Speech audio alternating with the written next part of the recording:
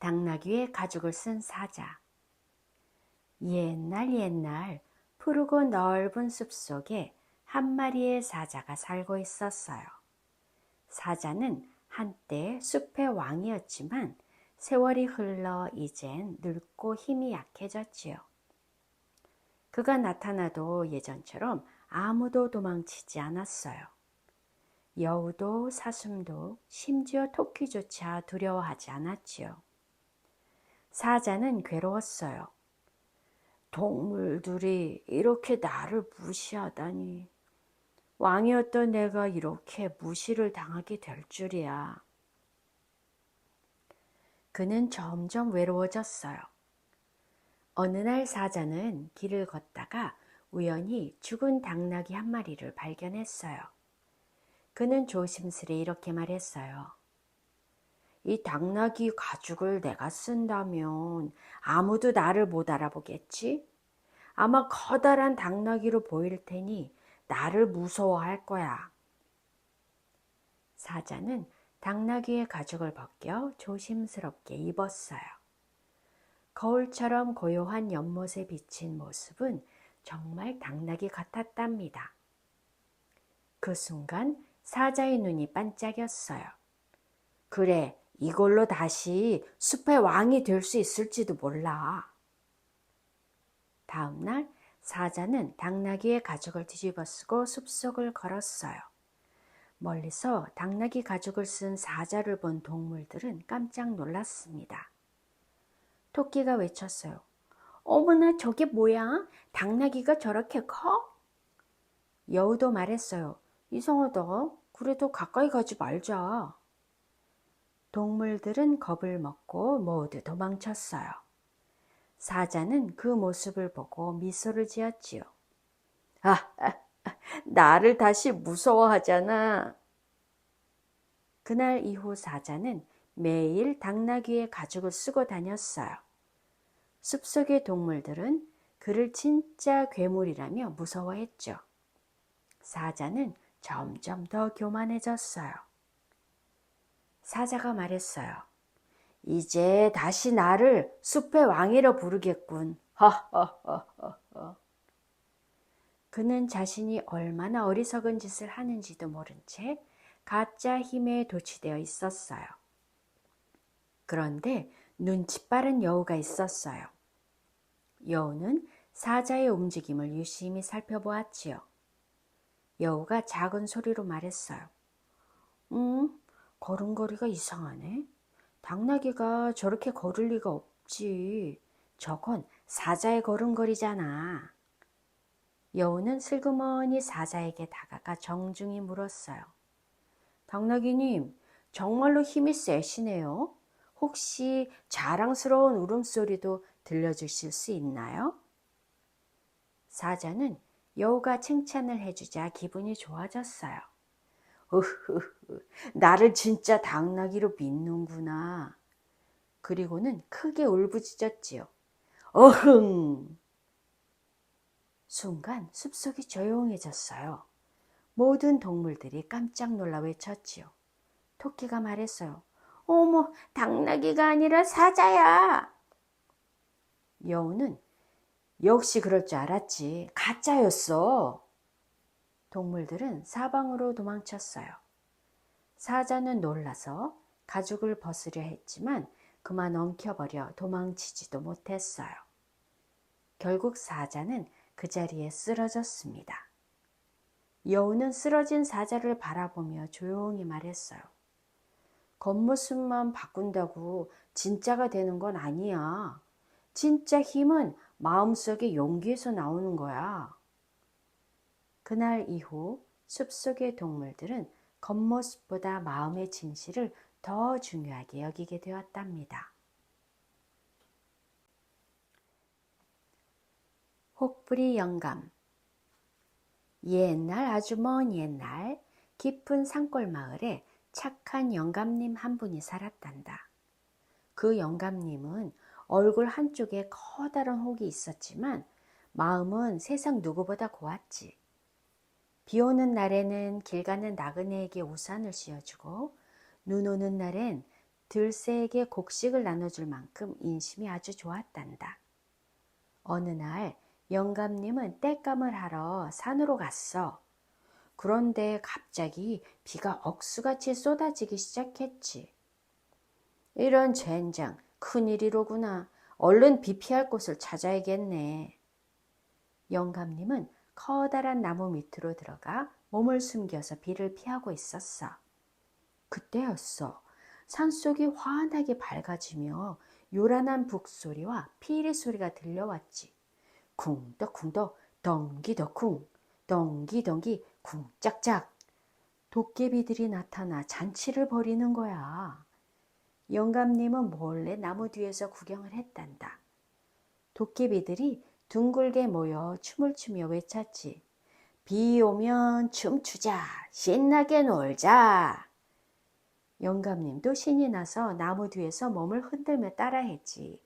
비 오면 춤추자, 신나게 놀자. 그 소리를 들은 도깨비들이 깜짝 놀라며 외쳤어. 아니 이게 누구냐? 사람이냐? 하지만 영감님이 춤을 너무 잘 추니까 도깨비들이 손뼉을 치며 말했단다. 이야, 영감님 참 재밌구나. 우리 잔치에 흥을 돋워줬으니 선물을 주자. 도깨비 대장은 영감님을 보며 말했어. 자네 얼굴에 그 혹, 우리 도깨비 주머니에 잠시 맡겨두지 않겠는가? 영감님은 놀라서 손을 내저었지만 도깨비들이 웃으며 혹을 톡 떼어갔단다. 아이고 세상에, 혹이 없어지니 얼굴이 가볍네. 영감님이 손으로 얼굴을 만져보니 커다란 혹이 없어졌지 뭐야. 그날 밤 영감님은 신나게 춤을 추며 집으로 돌아갔단다. 다음 날 이웃 마을에 사는 욕심 많은 혹부리 영감이 이 소식을 들었어. 뭐라고? 춤 한 번 췄더니 혹을 없애줬다고? 나도 가봐야겠다. 욕심쟁이 혹부리 영감은 자기 얼굴의 혹을 손으로 만지며 말했어. 이놈의 혹도 좀 떼어달라고 해야겠구먼. 밤이 되자 그는 일부러 산속으로 들어갔단다. 그리고 도깨비들이 나타나 잔치를 벌이자 나무 뒤에 숨어서 엉성하게 춤을 췄지. 비 오면 춤추자. 하지만 도깨비들은 눈살을 찌푸렸어. 저 영감 춤은 왜 저래? 우리의 신나는 흥을 깨는구먼. 그래, 어제 영감님이 맡기고 간 혹을 저 욕심쟁이 혹부리 영감에게 선물로 줘야겠어. 도깨비들은 욕심쟁이 영감의 얼굴에 어제 맡아둔 혹을 딱 붙여버렸단다. 이제 그 욕심쟁이 영감은 혹이 2개가 되어버렸지. 아이고 이럴 수가. 내 얼굴에 혹이 1개도 아니고 2개가 되다니. 욕심 많은 영감은 눈물을 뚝뚝 흘리며 집으로 돌아왔단다. 마을 사람들은 깜짝 놀라며 말했지. 에이구, 욕심이 많으면 벌을 받는다더니 정말이네, 정말이야. 그 뒤로 착한 영감님은 얼굴에 혹이 없어져 행복하게 살았고, 욕심 많은 영감은 부끄러워서 문 밖에도 잘 안 나갔다고 해. 양가죽을 쓴 늑대. 옛날 아주 먼 옛날 푸른 초원 너머 산골 마을에 순한 양들이 살고 있었단다. 그런데 그 마을 근처 산속에는 배고픈 늑대 한 마리가 있었어. 그 늑대는 매일 양들을 바라보며 침을 꿀꺽 삼켰단다. 저 맛있게 풀 뜯는 양들 한 마리만 먹으면 좋으련만. 하지만 마을 사람들과 양치기 소년이 지키고 있어서 늑대는 감히 다가가지 못했지. 그러던 어느 날 늑대는 나무 뒤에서 양떼를 지켜보다가 한쪽 구석에 쓰러진 양 한 마리를 발견했단다. 가까이 가보니 이미 숨이 끊어져 있었어. 늑대는 잠시 생각하더니 눈을 반짝이며 이렇게 중얼거렸지. 그래, 저 양의 가죽을 뒤집었으면 아무도 날 늑대라고 생각하지 않을 거야. 늑대는 양 가죽을 뒤집어 쓰고는 거울을 보며 깜짝 놀랐지. 으흐, 완벽하군. 난 이제 양이야. 양이라고. 그리고는 당당하게 초원으로 걸어 나갔단다. 양들은 새로운 늑대를 보고도 의심하지 않았어. 매, 안녕, 새 친구야. 늑대는 웃으며 대답했지. 매, 안녕, 난 너희들의 친구야. 흐흐흐, 매. 이제 그는 완벽하게 양떼 속으로 숨어버렸단다. 밤이 되자 양치기 소년이 양들을 모두 우리 안으로 몰아넣었어. 늑대도 그들 사이에 조용히 섞였지. 이 안에 먹을 게 가득하군. 이제 배불리 먹을 수 있겠어. 늑대는 속으로 웃었단다. 하지만 그는 몰랐지. 바로 그날 밤 주인이 살찐 양 한 마리를 잡으려고 양들이 있는 우리로 올 거라는 사실을 말이야. 새벽녘에 양 주인은 횃불을 들고 우리로 들어왔단다. 오늘은 살찐 양 한 마리 잡아야겠구먼. 주인은 제일 통통해 보이는 녀석을 골랐지. 그런데 그게 바로 늑대였단다. 주인은 양의 가죽을 벗기려다 깜짝 놀랐지. 이게 뭐야? 늑대잖아! 늑대는 그제야 두려움에 떨며 울부짖었어. 으아, 살려줘! 늑대는 소리를 치면서 숲속으로 달아나 버렸어. 그 뒤로 늑대는 다시는 양가죽을 뒤집어 쓰지 않았고 양들은 평화롭게 초원에서 잘 지냈단다. 여우와 까마귀. 어느 햇살 고운 아침 숲속은 새들의 노래와 부드러운 바람으로 가득했답니다. 나뭇잎 사이로 금빛 햇살이 내려오고 작은 동물들도 하나 둘씩 깨어나는 평화로운 시간이었지요. 그때 까마귀 한 마리가 발밑에 떨어져 있던 노란 치즈 조각 하나를 발견했어요. 어머나, 이게 뭐지? 이렇게 맛있는 걸 내가 발견했네. 까마귀는 치즈를 조심조심 물고 가장 높고 안전한 나무 위로 올라갔답니다. 높은 가지 위에서 까마귀는 숲을 내려다보며 아주 흐뭇했어요. 이 치즈는 이제 내 거야. 아무도 건드릴 수 없지. 까마귀의 까만 눈이 반짝였지요. 하지만 멀지 않은 곳에서 잔꾀가 아주 많은 여우가 꼬리를 살랑살랑 흔들며 다가오고 있었어요. 이거 치즈 냄새인데 어디서 나는 거지? 여우는 냄새를 따라가다 나무 위에 까마귀를 발견했답니다. 여우는 순간 꾀를 냈어요. 그래, 오늘은 아첨 작전을 써보자. 여우는 까마귀를 올려다보며 부드러운 목소리로 말했지요. 아이고, 이 숲에서 가장 아름다운 새가 바로 위에 있었네요. 까마귀님, 깃털이 어쩜 그렇게 반질반질 윤기가 날까요? 갑작스러운 칭찬에 까마귀는 입가가 슬쩍 올라갔어요. 네 깃털이 예쁘다고? 까마귀는 치즈를 물고 있어서 소리내 웃을 수 없었지만 마음속은 조금씩 들뜨기 시작했어요. 여우는 계속해서 말했어요. 그리고 제가 들은 바에 따르면 목소리까지 너무 아름답다던데요. 정말 그런지 제가 들어볼 수 있을까요? 까마귀는 더 이상 참을 수 없었어요. 나 정말 노래 잘하는데 들려줘야 하나? 결국 까마귀는 뽐내고 싶은 마음을 참지 못하고 입을 벌려 노래를 부르려고 했어요. 깍깍깍. 하지만 그 순간 입에 물고 있던 치즈가 톡 하고 떨어져 버렸지요. 여우는 기다렸다는 듯 떨어진 치즈를 쏙 주워들고 말했어요. 고맙습니다, 까마귀님. 당신의 노래 덕분에 점심을 잘 먹겠네요. 까마귀는 너무너무 속상했어요.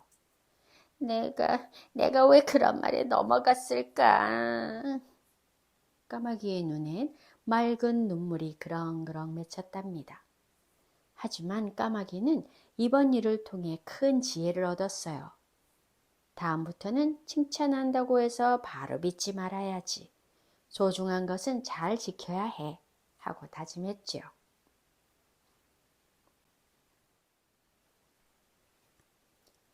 장화 홍련전. 옛날 어느 조용한 마을에 마음씨 착한 아버지와 두 딸 장화와 홍련이 살고 있었어. 어머니는 일찍 세상을 떠나셨지만 아버지는 두 딸을 누구보다도 아끼며 정성껏 키웠단다. 장화는 침착하고 차분한 성격, 홍련은 밝고 사랑스러운 성격으로 두 아이는 언제나 서로를 챙기며 마을에서도 예쁘고 착한 아이들로 유명했지. 시간이 지나 아버지는 두 딸에게 더 안정된 가정을 만들어주기 위해서 새어머니를 맞아들였단다. 처음에 새어머니는 두 딸에게 친절하기도 하고 웃으며 잘 대해줬지. 두 자매도 새어머니를 잘 따르자며 예쁜 마음으로 대했단다. 하지만 얼마 지나지 않아 새어머니의 본성이 드러나기 시작했어. 욕심 많고 성질 급하고 무엇보다 자신의 친아들만 귀하게 여겼어. 새어머니는 두 자매에게 심한 집안일을 시키기 시작했어. 장화야, 물 길러 가라. 홍련아, 마당 쓸고 밥도 해라. 작은 손으로 해야 할 일들은 끝이 없었단다. 밤에는 헛간에서 자라고 내돌리고 밥도 제대로 주지 않았어.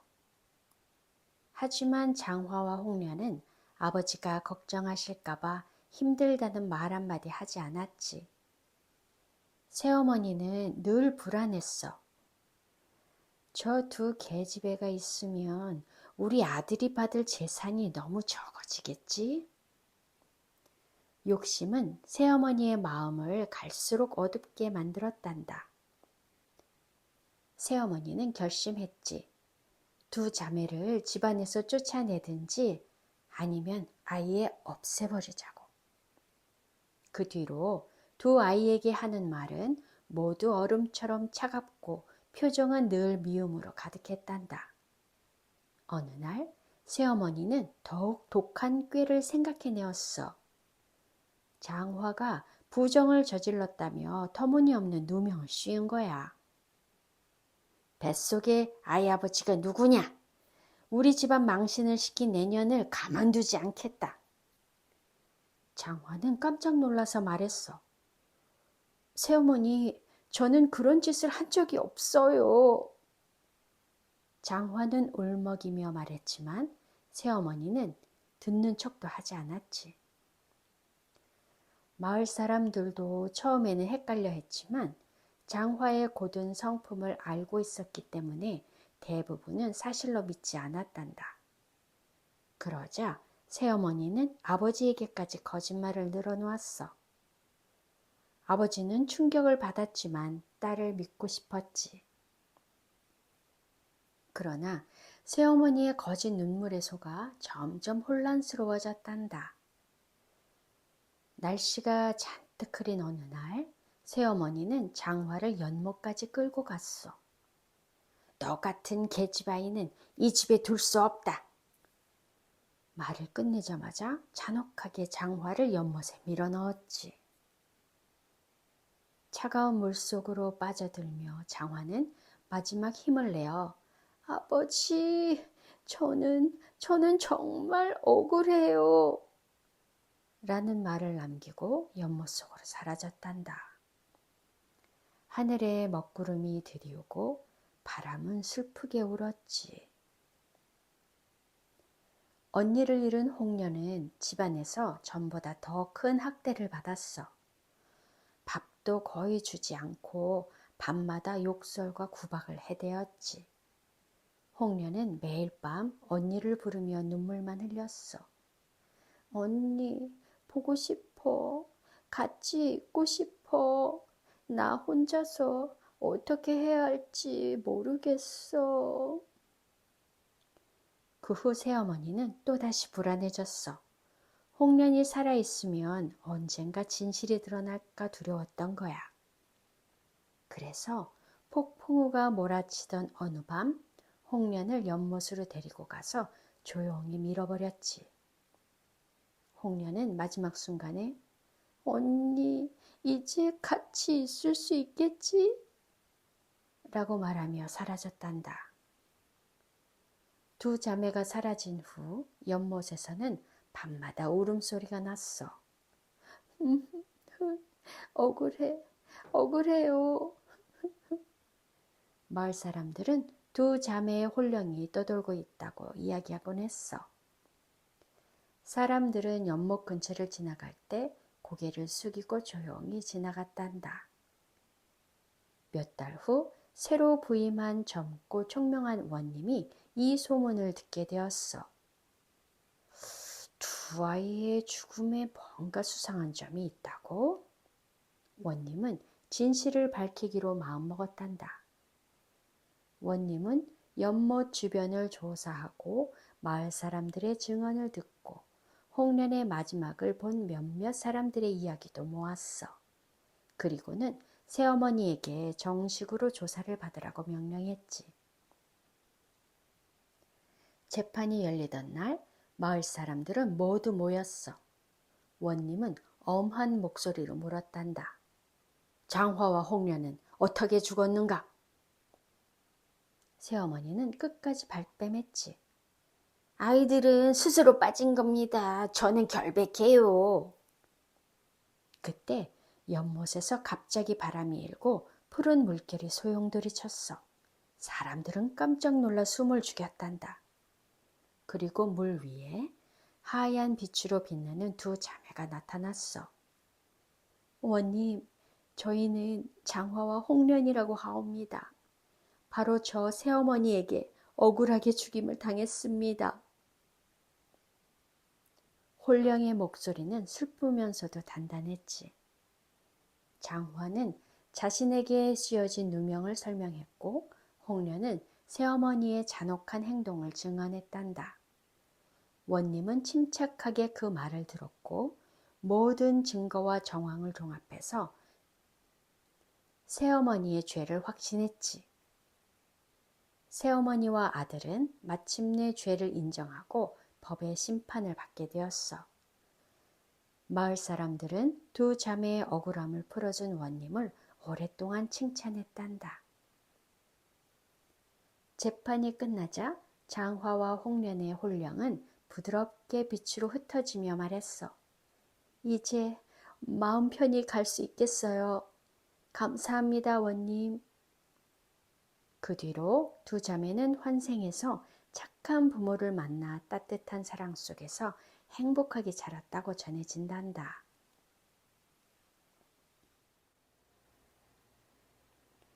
두 항아리. 옛날 넓은 강가에 두 개의 항아리가 나란히 놓여 있었단다. 하나는 단단한 쇠로 만든 항아리로 빛이 반짝반짝 나는 아주 튼튼한 항아리였지. 그리고 그 옆에는 질그릇으로 만든 항아리가 있었는데 겉모양은 예뻤지만 아주 약해서 조금만 부딪혀도 금세 금이 갈 것 같은 항아리가 있었어. 두 항아리는 물동이를 나르던 주인이 실수로 떨어뜨려 강가에 굴러온 것이었단다.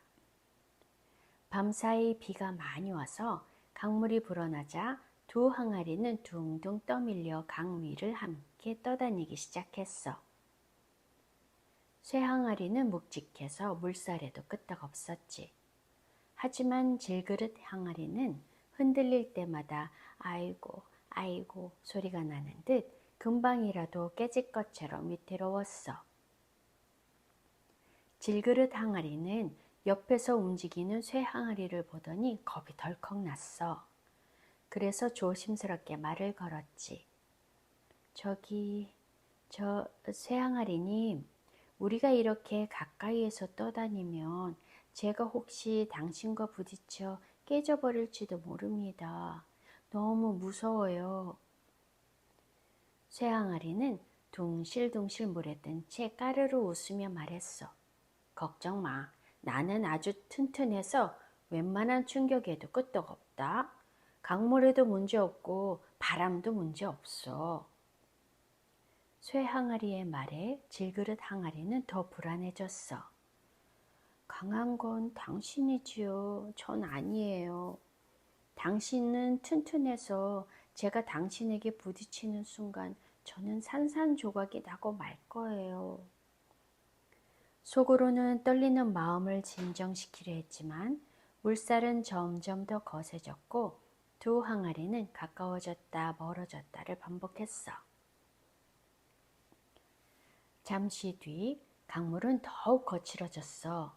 파도처럼 밀려오는 물살에 두 항아리가 서로 가까워졌다가 톡 하고 부딪힐 뻔한 순간 질그릇 항아리가 너무 놀라서 몸을 덜컥 흔들었어. 이를 본 쇠 항아리는 표정이 굳어지며 깨달았지. 아무리 내가 괜찮다 해도 저 약한 친구는 다칠 수도 있겠구나. 그래, 내 힘만 믿고 가까이 있으라고 하면 안 되겠어. 쇠 항아리는 강한 목소리로 말했단다. 질그릇 친구야, 네가 다칠까봐 걱정이다. 앞으로는 내가 조금 멀찍이 떨어져서 떠다닐게. 조금 거리를 두면 서로 더 안전할 거야. 그날부터 쇠 항아리는 일부러 물살을 타서 질그릇 항아리와 적당한 거리를 유지했어. 질그릇 항아리는 안도의 숨을 내쉬었지. 고맙습니다, 쇠 항아리님. 덕분에 저는 안심하고 흘러갈 수 있겠어요. 쇠 항아리도 미소 지었어. 함께 가자꾸나. 힘센 내가 너를 지켜줄게. 두 항아리는 서로 적당한 거리를 두며 강물 위를 평화롭게 떠갔단다.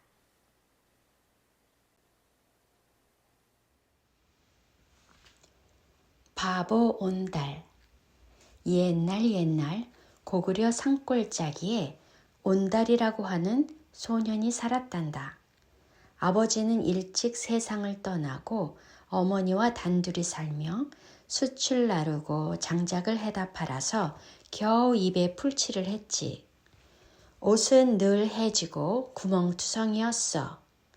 걸음걸이는 느릿느릿하고 말투도 조금 어눌해서 사람들은 그를 놀리며 이렇게 불렀단다. 에이, 바보 온달아. 하지만 온달은 한 번도 화를 낸 적이 없었어. 늘 허리를 숙이며 조용히 대답했지. 저는 괜찮습니다. 어머님만 편안하시면 됩니다. 그 마음이 얼마나 깊고 착했는지 사람들은 알지 못했단다. 그 무렵 궁궐에서는 왕의 막내딸 평강공주가 있었어. 어릴 적부터 잘 울어서 사람들은 평강공주를 울보공주라고 불렀지. 공주가 울 때마다 왕은 장난처럼 이렇게 말하곤 했단다. 공주야, 또 울면 너를 바보 온달에게 시집 보낸다. 모두가 웃으며 넘겼지만 평강공주는 이상하게도 그 말이 마음속 깊이 남았어. 바보 온달? 그 사람이 누구일까? 어린 공주는 그렇게 궁금해했지. 시간이 흘러 평강공주는 맑고 총명한 아가씨가 되었어. 그러던 어느 날 왕이 평강을 마음에도 없는 혼인에 억지로 보내려 하셨단다. 평강은 며칠 밤을 뜬 눈으로 지새웠어. 공주는 마음이 아팠어. 원치 않는 혼인을 받아들일 수도 없었고 아버지가 예전에 했던 그 말, 바보 온달에게 시집 보낸다던 그 말을 잊지도 못했지. 결국 공주는 눈물을 머금고 말했단다. 아버지, 저는 온달에게 가겠습니다. 순간 궁궐은 술렁였지. 공주님이 바보 온달에게요? 그렇게 평강공주는 단단한 결심을 하고 혼자 궁을 떠나 산골짜기 온달의 집을 찾게 된 거야. 온달은 장작을 나르다 곱게 차려입은 여인이 자신 쪽으로 걸어오는 것을 보고 깜짝 놀랐어. 저 온달님이시죠? 평강공주의 말에 온달은 얼어붙은 듯 서 있었지. 온달의 어머니도 놀라 허둥지둥 밖으로 나왔단다. 아가씨, 우리 집은 너무 가난해요. 우리는 아가씨를 맞을 준비가 되어 있지 않습니다. 그러자 평강공주는 조용히 고개를 숙이며 말했어. 저는 이곳에 오기 위해 궁을 떠났습니다. 온달님을 남편으로 맞이하고 싶습니다. 세상에나, 온달과 어머니는 눈을 크게 뜨고 믿을 수 없다는 듯이 서로를 바라보았지. 하지만 공주의 눈빛에는 흔들림 없는 진심이 있었단다. 그날부터 평강공주는 어머니와 함께 살림을 도우며 온달에게 하나하나 세상 사는 법을 가르치기 시작했어. 예절, 말투, 단단한 마음가짐뿐만 아니라 나아가서 말 타는 법, 활 쏘는 법까지 말이야. 온달은 처음엔 서툴고 넘어지기도 했지만 평강은 늘 환하게 웃으며 말했지. 괜찮아요. 다시 해요. 온달님은 해낼 수 있어요. 그 말은 온달의 마음을 움직였어. 누구도 자신을 믿어준 적이 없었는데 평강공주는 처음부터 끝까지 온달의 가능성을 믿어주었거든. 그 믿음 덕분에 온달의 눈빛은 점점 강해지고 몸은 날쌔지고 마음은 어느 장수보다도 든든해졌단다. 그러던 어느 해 나라에 큰 전쟁이 일어났어. 온달은 결심했지. 저도 나라를 위해 싸우겠습니다. 평강공주는 온달의 갑옷을 조심스레 만지며 말했단다. 당신은 이미 훌륭한 장수예요. 꼭 살아서 돌아와 주세요. 전장에 나간 온달은 누구보다 용감했고 지혜로웠어. 군사들은 온달을 따랐고 전쟁은 승리로 끝났지. 그 공으로 온달은 나라를 지키는 당당한 온달 장군이 되었단다. 하지만 마지막 전투, 옛 영토를 되찾기 위한 아단성 전투에서 온달은 큰 부상을 입고 말았어. 말 위에 앉은 채 조용히 숨을 몰아쉬며 평강공주의 얼굴을 떠올렸지. 평강, 고마웠습니다. 그 말과 함께 온달은 하늘처럼 맑은 미소를 지은 채 눈을 감았단다. 이 소식을 들은 평강공주는 한 걸음에 온달에게 달려왔어. 그의 손은 이미 차가웠지만 평강은 그 손을 꼭 쥐고 흐느끼며 말했단다. 당신은 바보가 아니었어요. 세상 누구보다 씩씩하고 누구보다 따뜻한 사람. 당신을 만나서 정말 행복했어요. 그녀는 온달을 끌어안고 한참 동안 울었어. 그 사랑과 믿음의 이야기는 지금까지도 사람들 마음에 남아 따뜻한 전설로 전해지고 있지. 농부와 뱀. 아직 겨울의 기운이 남아있던 어느 날이었습니다. 하루 일을 시작하기 위해 농부는 이른 새벽에 삽을 들고 들판으로 나갔습니다. 밤새 얼었던 풀잎에는 차가운 이슬이 맺혀 있고 들판 너머로는 해가 아주 천천히 떠오르고 있었지요. 겨울과 봄이 마주한 그 시점의 공기는 얼음처럼 차갑지만 그 속에는 작은 온기가 조금씩 섞여 있었습니다. 농부는 깊게 숨을 들이마시며 오늘은 또 어떤 하루가 될까 하고 생각했지요. 농부가 길을 따라 걷다가 문득 멈추어 섰습니다. 희미하게 얼음이 남아있는 곳, 그 위에 작은 생명체가 가만히 누워 있었기 때문이었죠.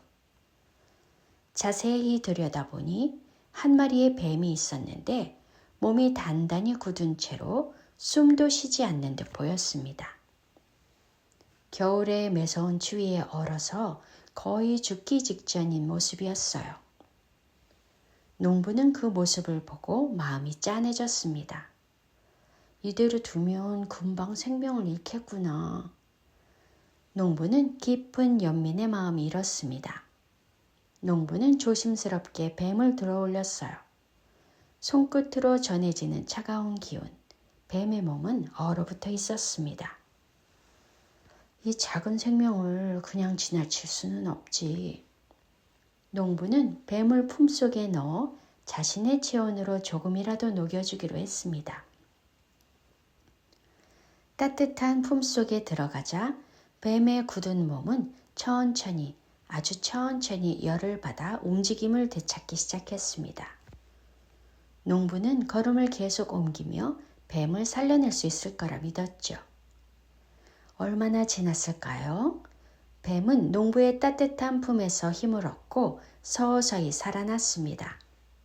그러나 문제는 바로 그 순간이었습니다. 농부에게서 사람의 향기를 느끼기 시작하자 뱀의 눈빛은 자기를 살려준 은혜에 보답하는 눈빛이 아니라 순간적으로 먹잇감을 바라보는 본능적인 눈빛으로 변해갔습니다. 뱀은 그저 배가 고팠고 추위에서 깨어났고 자기가 살아야 한다는 본능만 남아있었던 것이었죠. 갑자기 뱀은 농부의 품에서 고개를 쳐들었습니다. 농부는 미처 예상하지 못한 상황에 뒤로 물러나며 놀란 숨을 내쉬었습니다. 뱀은 빠르게 몸을 틀며 농부의 팔을 향해 이빨을 드러냈습니다. 농부는 급히 손을 뻗어 뱀을 떼어놓고 땅 위에 내려놓았습니다. 하지만 뱀은 멈추지 않았습니다. 되살아난 본능은 구해준 은혜보다 더 강했던 것입니다. 농부는 뱀을 바라보며 깊은 슬픔과 실망을 느꼈습니다.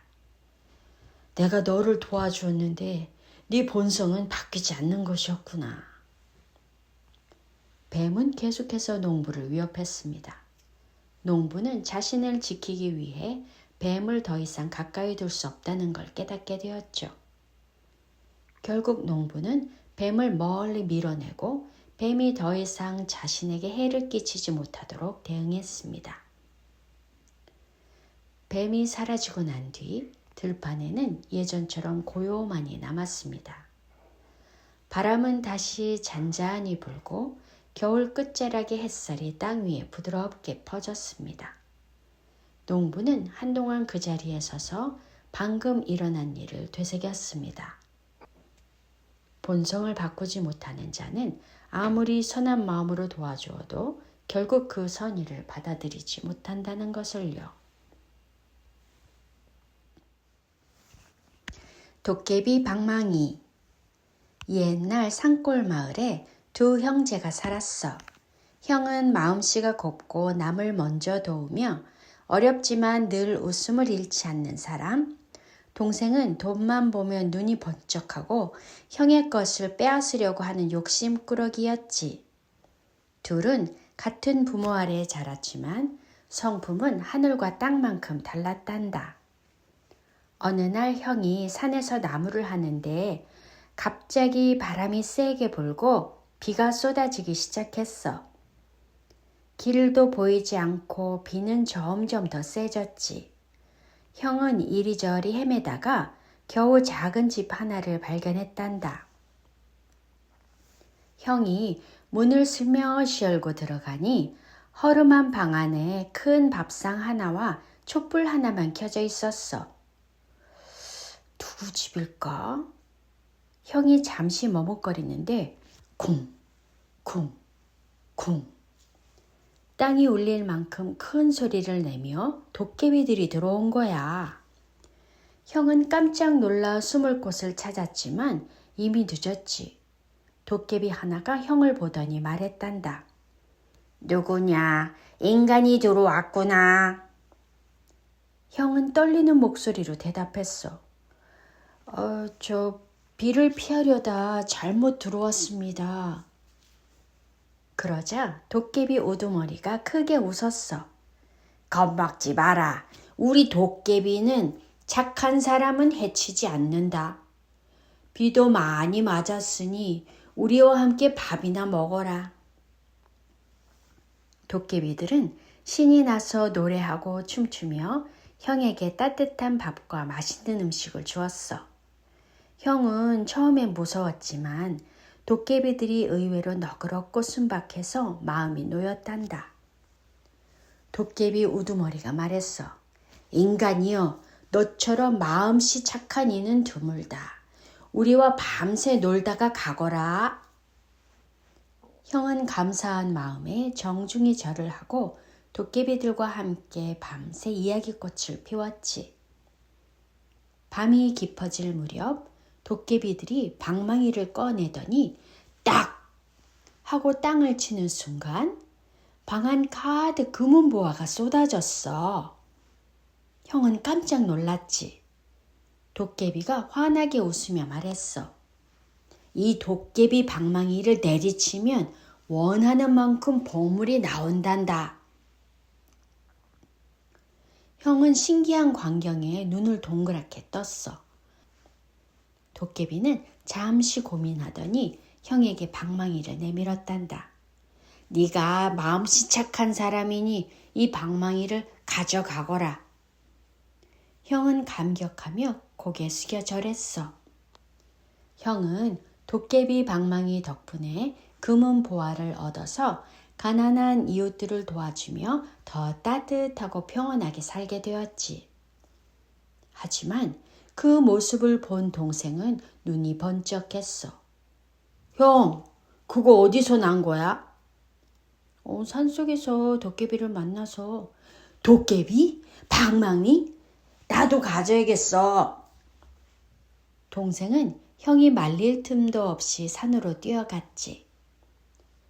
동생도 일부러 비 오는 날을 골라 도깨비 집을 찾아갔어. 마침 도깨비들이 집에 돌아오는 시간, 동생은 형처럼 공손히 인사하는 척했지. 하지만 도깨비들은 동생의 욕심 가득한 눈빛을 단번에 알아봤어. 이 인간, 형과는 다르군. 도깨비들은 쏙닥쏙닥하며 서로 의논했지. 동생은 방망이를 보자마자 눈이 뒤집혔어. 저 방망이만 있으면 내가 부자가 될 거야. 동생은 기다리지도 않고 도깨비 방망이를 낚아채 땅에 딱 내리쳤어. 그런데 금은 보화 대신 뿅뿅 커다란 몽둥이, 벌레, 나뭇가지들이 쏟아져 나왔지. 도깨비들은 배꼽을 잡으며 웃었단다. 욕심이 지나치면 나쁜 것만 나오지. 그럼. 동생은 도깨비 방망이로 얻어맞고 굴러떨어지며 간신히 도망쳤어. 동생은 결국 빈털터리가 되었고 형에게 진심으로 사과했어. 형은 그런 동생을 따뜻하게 맞아주며 말했단다.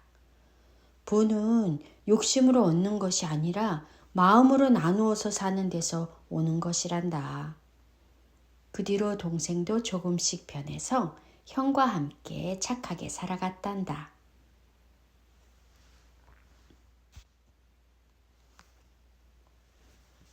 당나귀와 소금자루. 옛날 어느 마을에 소금을 팔아 생계를 꾸리는 상인이 있었습니다. 그 옆에는 언제나 묵묵히 짐을 나르는 당나귀가 있었지요.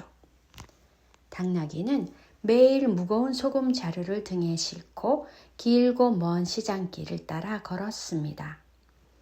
오늘도 변함없이 상인은 소금 자루를 실었고 둘은 조용한 시골길을 나섰습니다. 그런데 그날은 유난히 날이 덥고 당나귀의 발걸음도 한층 무거웠습니다.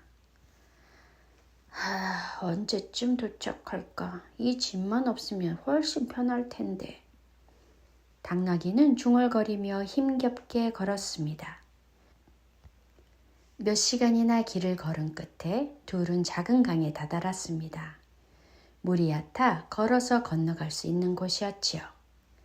하지만 미끄러운 돌 위를 조심스레 지나던 중 당나귀는 갑자기 중심을 잃고 붕덩 강물에 빠지고 말았습니다. 다행히 곧 물에서 빠져나왔지만 당나귀는 이상한 느낌을 받았습니다. 짐이 왜 이렇게 가벼워졌지? 물에 젖은 소금이 빠르게 녹아서 자루 속에서 사라지고 있었던 것입니다. 당나귀는 깜짝 놀라며 혼잣말을 했습니다. 이렇게 좋은 일이 다 있네. 다음날 상인은 또 소금 자루를 듬뿍 담아 당나귀의 등에 올려놓았습니다. 당나귀는 어제의 일을 떠올리며 몰래 미소를 지었습니다. 그래, 오늘도 강물에 빠지면 되겠지? 둘은 다시 강가에 이르렀고 당나귀는 주인을 힐끔 보더니 다시금 일부러 발을 헛디디며 붕덩 일부러 강물에서 넘어졌습니다. 그리고 역시나 소금은 빠르게 녹았습니다. 당나귀는 속으로 생각했습니다. 이제 소금 나르는 것도 참 쉽군. 헤헤. 하지만 상인은 곧 이상한 낌새를 눈치챘습니다. 어제도 넘어지고 오늘도 넘어지고 설마 일부러 그런 건 아니겠지? 상인은 잠시 고민했습니다. 다음 날 아침 상인은 소금 대신 푹신한 솜을 자루에 가득 채웠습니다. 당나귀는 짐이 가벼워서 신났지만 욕심이 생겼어요. 오늘도 강물에 빠지면 지금보다도 더 가벼워지겠지? 강가에 도착한 당나귀는 아무도 모르게 다시 붕덩 하고 넘어졌습니다. 그런데 이번에는 짐이 점점 더 무거워지는 것입니다. 당나귀는 당황했습니다. 왜 이래? 점점 더 무거워지네. 솜은 물을 머금으면 몇 배나 더 무거워지거든요. 상인은 말했습니다. 이제 알겠지? 꾀를 부려 쉽게 넘어가려 하면 언젠가는 그 대가를 치르게 된단다. 당나귀는 고개를 푹 숙인 채 천천히 강을 건넜습니다. 그날 이후로는 다시는 얕은 꾀를 부리지 않았답니다.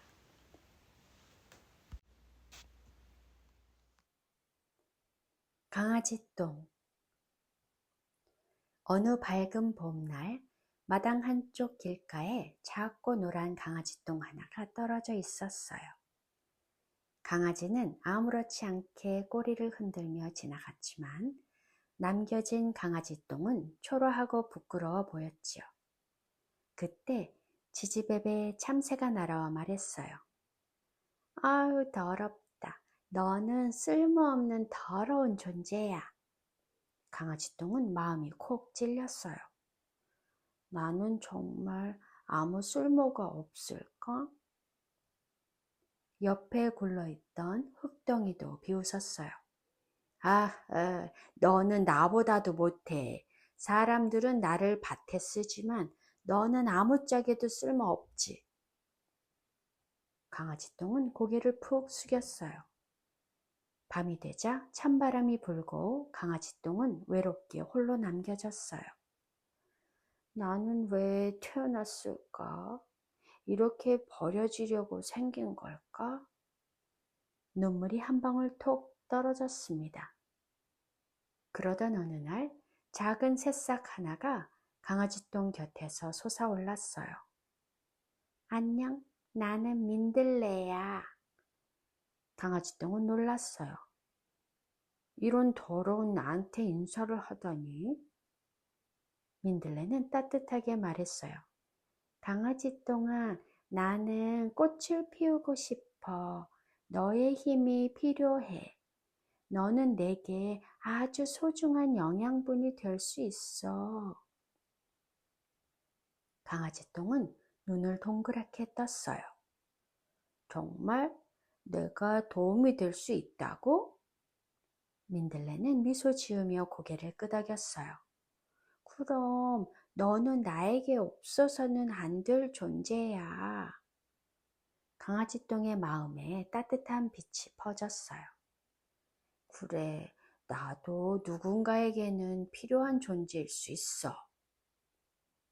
강아지똥은 자신을 민들레에게 내주기로 결심했어요. 부끄러움도 두려움도 사라졌습니다. 며칠 뒤 햇살이 따뜻하게 비치는 오후, 강아지똥은 조용히 흙 속으로 스며들어 민들레에게 자신의 모든 영양분을 주었어요.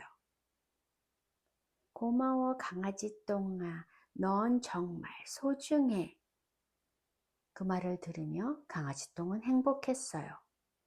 그리고 마침내 민들레는 세상에서 가장 환하고 노란 꽃을 피웠어요. 길을 지나던 사람들은 환하게 피어난 민들레를 보며 감탄했지요. 하지만 아무도 몰랐어요.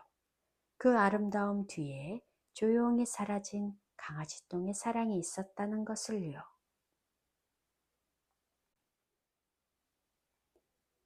사자와 여우와 사슴. 사자는 숲의 왕이었지만 어느 날 심하게 병들어 버렸습니다. 어흐, 배고프다. 사냥은커녕 일어설 힘도 없구나. 여우가 나타났어요. 사자님, 괜찮으세요? 얼굴이 원래보다 더 안 좋아 보이는데요? 네가 뭔가 좀 해봐라. 사흘째 굶었다. 좋아요. 제가 한번 해결해 볼게요. 잠시만 기다리세요. 여우는 사슴을 찾아갔어요. 사슴아, 어머, 오늘도 털빛이 반짝이네. 사슴이 대답했어요. 어머, 그래? 고마워. 근데 무슨 일이야? 여우가 말했어요. 큰일이야. 사자님이 아프대. 너에게 진심으로 사과하고 싶다고 하더라. 사슴이 깜짝 놀라며 말했어요. 사자가? 나한테? 왜? 이제는 착하고 순한 삶을 살기로 했대. 너를 오래 괴롭힌 걸 후회한대. 그랬구나. 아프다니 안 됐다. 한번 가볼까? 여우는 눈동자를 살짝 반짝거리며 혼잣말을 했어요. 됐어. 이대로만 가면 성공이다. 여우는 사슴에게 말했어요. 저기 사자님이 지금 누워 계셔. 조용히 들어가 봐. 사슴이 살짝 머리를 들이밀자 사자는 갑자기 사슴에게 달려들었어요. 어흥, 지금이다. 사슴은 꺄 하고 비명을 지르며 순간 몸을 돌려 도망쳤어요. 여우는 어이없어하며 말했죠. 사자님, 너무 성급하시잖아요. 사자는 말했어요. 힘이 없어서 그랬어. 사슴을 다시 데려와 줘. 여우는 다시 사슴을 찾아갔어요. 사슴은 경계하며 말했죠. 안 가. 아까 사자가 완전 나 잡아먹으려고 했잖아. 아니야. 사자님이 널 보자 너무 감격해서 너를 반갑게 안으려고 했던 거야. 사슴이 말했어요. 그게 말이 돼? 여우는 더 열심히 말했어요. 사자님이 방금 나한테 울면서 말했어. 사슴에게 진짜 사과를 못해 후회된다고. 사슴은 순진하게 그 말을 믿으며 말했어요. 정말? 울었다고? 응, 이번엔 굴 안까지 안 가도 돼. 문 앞에서 얼굴만 보면 돼. 사슴은 한숨을 쉬면서 여우를 따라서 사자를 보러 갔어요. 사슴은 사자를 보고 말했어요. 사자님, 괜찮으세요? 그 순간 사자는 지금이다 하면서 사슴을 붙잡고 말았어요. 드디어 잡았다. 여우야, 네가 큰 공을 세웠다. 사자님께 힘이 조금이라도 돌아왔다면 다행이죠. 사자는 여우가 자기 목숨을 구했다며 여우를 크게 믿기 시작했어요. 여우는 속으로 역시 내 꾀는 최고야 라고 생각했지요.